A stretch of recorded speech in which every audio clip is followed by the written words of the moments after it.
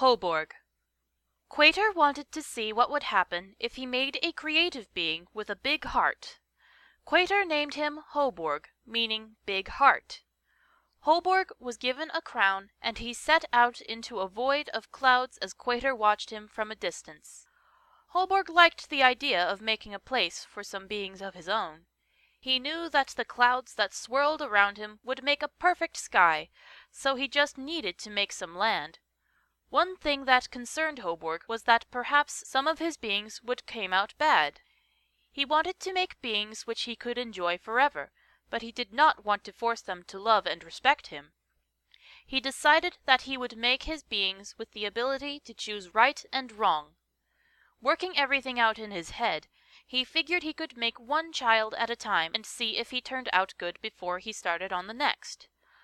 Hoborg made a tiny scale model of his world in clay to see if it looked the way he had imagined it.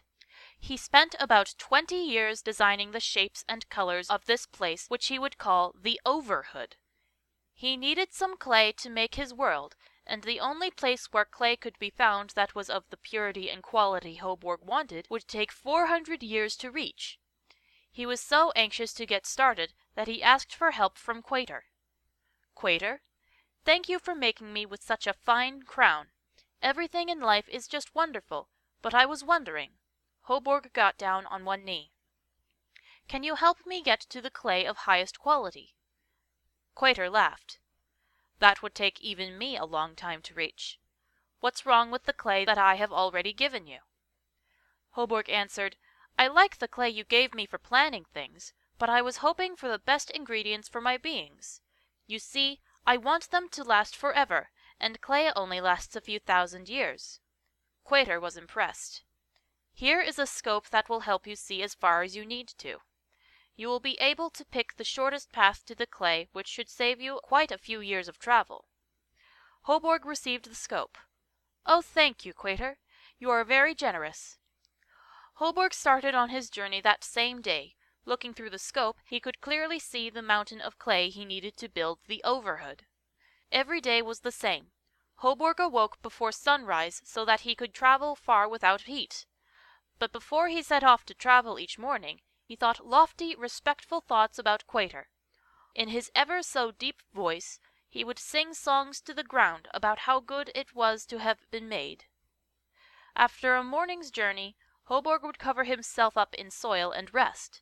He resumed his mission in the afternoon, and walked toward the great mountain of clay until late in the evening. After 20 years of travel, Hoborg grew very lonely. Soon he could not stand to go on. He found a chunk of land upon which he could stop and rest.